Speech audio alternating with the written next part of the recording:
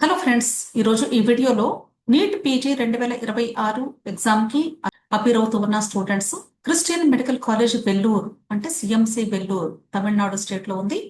ఈ కాలేజ్ లో అడ్మిషన్ కోసం రిజిస్ట్రేషన్ చేసుకోవడానికి నోటిఫికేషన్ రిలీజ్ చేశారు. ఈ నోటిఫికేషన్ ప్రకారంగా medical PG diploma in clinical pathology MCH neuro surgery అంటే broad speciality post MBBS courses లో మీరు అడ్మిషన్ పొందడానికి అవకాశం ఉంది.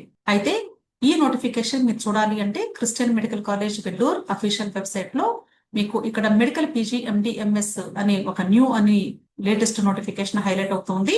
ఈ నోటిఫికేషన్ మీద క్లిక్ చేసి ప్రాస్పెక్టస్ ని మీరు డౌన్లోడ్ చేసుకుని డీటెయిల్స్ అన్ని కూడా చూసుకోవాలి.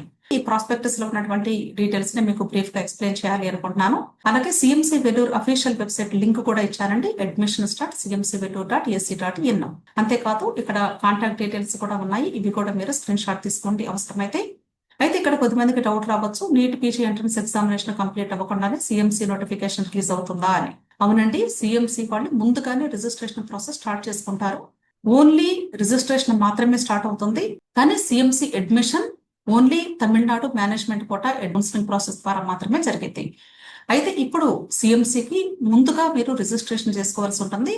ఈ registration form filling already June 17th నుండి స్టార్ట్ అయింది. Last date August 14th.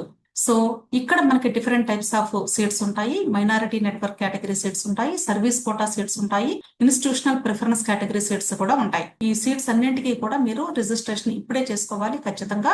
Last date August 14th. అయితే కొన్ని సీట్స్ జనరల్ మెరిట్ కేటగిరీలో కూడా అవైలబుల్ గా ఉంటాయి, అంటే ఓపెన్ కేటగిరీ అనుకోవచ్చు. వీళ్ళకి ఎటువంటి స్పాన్సర్షిప్ గానీ క్రిస్టియన్ అయి ఉండాల్సిన అవసరం గానీ ఏమీ లేదు. అంతేకాదు ఎటువంటి స్పాన్సర్షిప్ గానీ లేదా సర్వీస్ గానీ ఐపీ గానీ ఎటువంటి కేటగిరీ లేకుండా ఉన్నటువంటి స్టూడెంట్స్ కు జనరల్ మెరిట్ కేటగిరీలో పార్టిసిపేట్ చేసే అవకాశం ఉంటుంది. ఈ స్టూడెంట్స్ రిజిస్ట్రేషన్ ఫామ్ సబ్మిట్ చేయడానికి last date NEET PG 2026 results announce చేసిన తర్వాత 2 weeks వరకు కూడా వీళ్ళు అప్లికేషన్ సబ్మిట్ చేసే అవకాశం ఇస్తారు. ఇప్పుడు ఎవరైతే ఈ 3 కేటగిరీస్ లో మైనారిటీ నెట్వర్క్, సర్వీస్, ఐపీ కోటాలో పార్టిసిపేట్ చేయబోతున్నారో ఆ స్టూడెంట్స్ మీ యొక్క సపోర్టింగ్ డాక్యుమెంట్స్ ని సిఎంసి వెల్లూరుకి సబ్మిట్ చేయడానికి ఆగస్టు 24th వరకు టైం ఉంది. అంతేకాదండి, ఎవరైతే మైనారిటీ నెట్వర్క్ కేటగిరీలో అంటే ఎవరైతే స్పాన్సర్షిప్ కలిగి ఈ మైనారిటీ నెట్వర్క్ కేటగిరీలో పార్టిసిపేట్ చేయబోతున్నారో వాళ్ళు మీరు ఎక్కడి నుండి అయితే స్పాన్సర్షిప్ పొందుతున్నారో వాళ్ళ దగ్గర నుండి స్పాన్సర్షిప్ లెటర్ పొందడానికి ఆగస్టు 29th లాస్ట్ డేట్ అంటున్నారు. అంటే ఆ డేట్ లోపు మీకు సిఎంసి వాళ్ళు వచ్చి ఇంటర్వ్యూ చేసి మీకు రిసిప్ట్ కూడా ఇస్తారు. Next NEET PG entrance examination August 30వ తారీఖు అందరికీ తెలిసిన విషయమేనో. దీని తర్వాత మీరు సిఎంసి అఫీషియల్ వెబ్సైట్ లో స్టూడెంట్ కి సంబంధించినటువంటి స్కోర్ కార్డ్ డీటెయిల్స్ అన్ని కూడా ఎంటర్ చేయాల్సి ఉంటుంది. ఆ తర్వాత Tamil Nadu management quota counselling process ద్వారా మాత్రమే ఈ సిఎంసిలో అడ్మిషన్ పొందే అవకాశం ఉంటుంది. కాబట్టి ప్రతిరోజు కూడా తమిళనాడు కౌన్సిలింగ్ వెబ్సైట్ ని మాత్రం చూసుకుంటూ ఉండాలి. ఇన్ఫర్మేషన్ అంతా కూడా మీకు నోటిఫికేషన్ రూపంలో రిలీజ్ అవుతూ ఉంటాయి కాబట్టి మీరు వెబ్సైట్స్ ని చెక్ చేసుకుంటూ ఉండాలి. ఓకే, అయితే ఈ సిఎంసి వెల్లూరులో మీరు పార్టిసిపేట్ చేయాలి అంటే ఉండవలసినటువంటి ఎలిజిబిలిటీ క్రైటీరియా ఏంటి అనేది కూడా ఇక్కడ ఇచ్చారండి.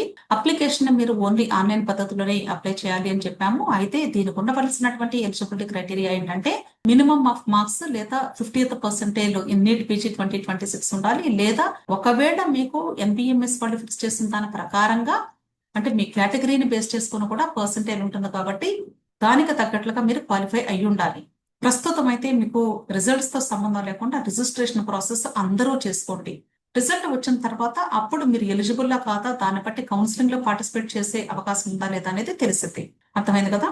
అంతేకాదండి, ఎవరైతే ఇప్పుడు ఎంబీబీఎస్ తర్వాత ఇంటర్న్షిప్ చేస్తూ ఉన్నారో ఆ స్టూడెంట్స్ ఖచ్చితంగా సెప్టెంబర్ 30వ తారీఖు లోగా మీరు మీ యొక్క ఇంటర్న్షిప్ కంప్లీట్ చేస్తేనే ఈ సిఎంసిలో పార్టిసిపేట్ చేయడానికి ఎలిజిబిలిటీ ఉంటుంది. నాట్ ఓన్లీ సిఎంసి అండి, మీరు నీట్ పీజీ కౌన్సిలింగ్ లో పార్టిసిపేట్ చేయాలి అంటే ఖచ్చితంగా మీరు మీ యొక్క ఇంటర్న్షిప్ ని సెప్టెంబర్ 30వ తారీఖు లోగా కంప్లీట్ చేయాలి, గుర్తుంచుకోండి. అలాగే ఇక్కడ ఒక ఇంపార్టెంట్ పాయింట్ కూడా ఇచ్చారు. ఇక్కడ సిఎంసి వెల్లూరులో మీకు ఒకవేళ ఎండి పెథాలజీ చేయాలి అంటే ఆల్రెడీ మీరు డిప్లొమా సర్టిఫికెట్ కలిగి ఉంటే ఆ స్టూడెంట్స్ కి అయితే డిసిపిలో ఇప్పుడు చేసేటువంటి అవకాశం ఉండదు అని చెప్తున్నారు. అంతేకాదు కొద్దిమంది స్టూడెంట్స్ సర్వీస్ కోటాలో కూడా పార్టిసిపేట్ చేస్తూ ఉంటారు. సో ఆ సర్వీస్ కోటాలో పార్టిసిపేట్ చేసే స్టూడెంట్స్ ఖచ్చితంగా మీ యొక్క సర్వీస్ అక్టోబర్ 31st కల్లా కంప్లీట్ అయి ఉండాలి. అలాంటి స్టూడెంట్స్ మాత్రమే ఇప్పుడు ఈ కౌన్సిలింగ్ లో పార్టిసిపేట్ చేయడానికి వీలుంటుంది. ఇక్కడ మనకి అసలు టోటల్ గా ఎన్ని ప్రోగ్రామ్స్ ఉన్నాయి, అలాగే ఎన్ని సీట్స్ ఉన్నాయి, కోర్సు డ్యూరేషన్ ఎంత అనేది కూడా టాబ్లెట్ ఫార్మాట్ లో ఇచ్చారు. సో జస్ట్ ఇది మీరు స్క్రీన్ షాట్ తీసుకోండి.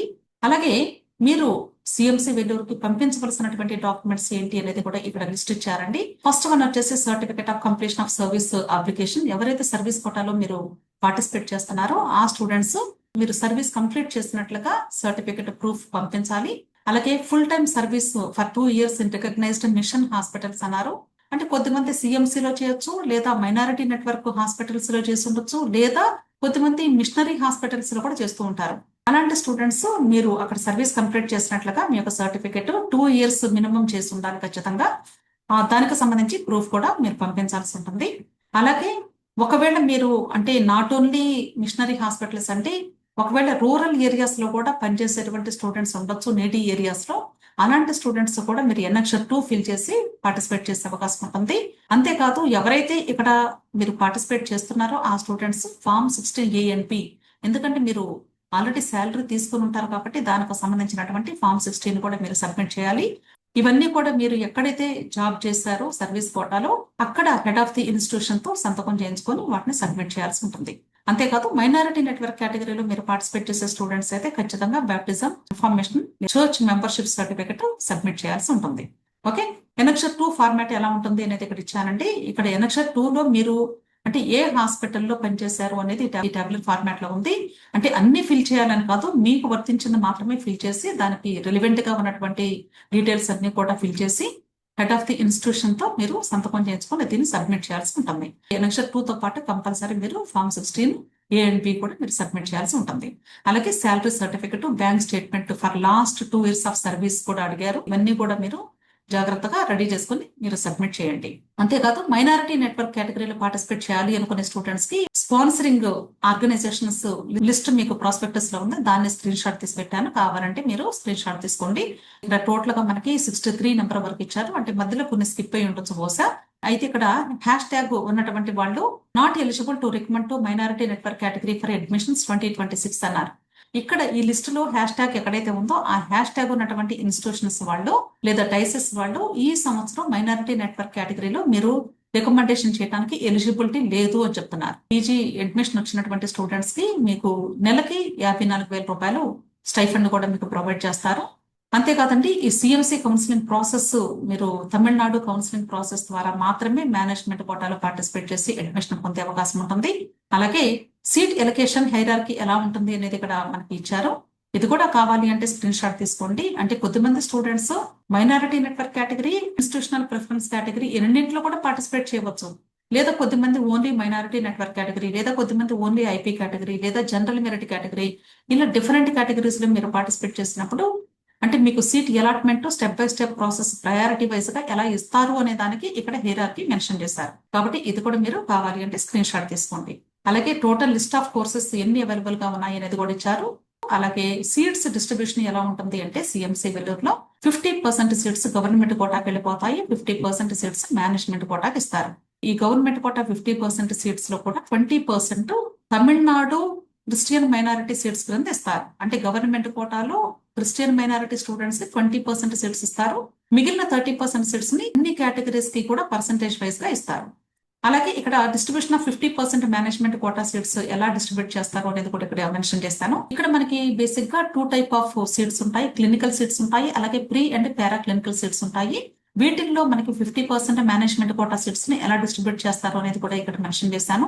70% సీట్స్ ని మైనారిటీ నెట్వర్క్ కేటగిరీ స్టూడెంట్స్ ఇస్తారు. అంటే ఎవరైతే ఆర్గనైజేషన్స్ ద్వారా లేదా చర్చెస్ ద్వారా స్పాన్సర్ చేయబడుతూ ఉన్నారో ఆ స్టూడెంట్స్ కి 70% సీట్స్ కేటాయిస్తారు.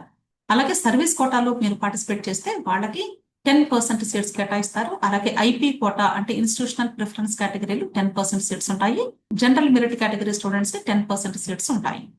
అలాగే ఇక్కడ pre and para clinical specialities లో కూడా సీట్స్ డిస్ట్రిబ్యూషన్ ఎలా ఉంది అనేది ఇక్కడ ఇచ్చాను. కావాలి అంటే స్క్రీన్ షాట్స్ తీసుకోండి. ఓకే, అంతేకాదు సిఎంసి వెల్లూరులో మీకు పీజీలో సీట్ వస్తే అంటే క్లినికల్ అయినా లేదా pre and para clinical courses లో మీకు సీట్ అలాట్మెంట్ వచ్చినప్పుడు ఆ కోర్స్ కంప్లీట్ అయిపోయిన తర్వాత ఎన్ని ఇయర్స్ మీరు బాండ్ చేయాలి అనేది కూడా ఇక్కడ ప్లేస్ ఆఫ్ అప్లికేషన్ అలాగే బాండ్ ఇయర్స్ కూడా మెన్షన్ చేశారు.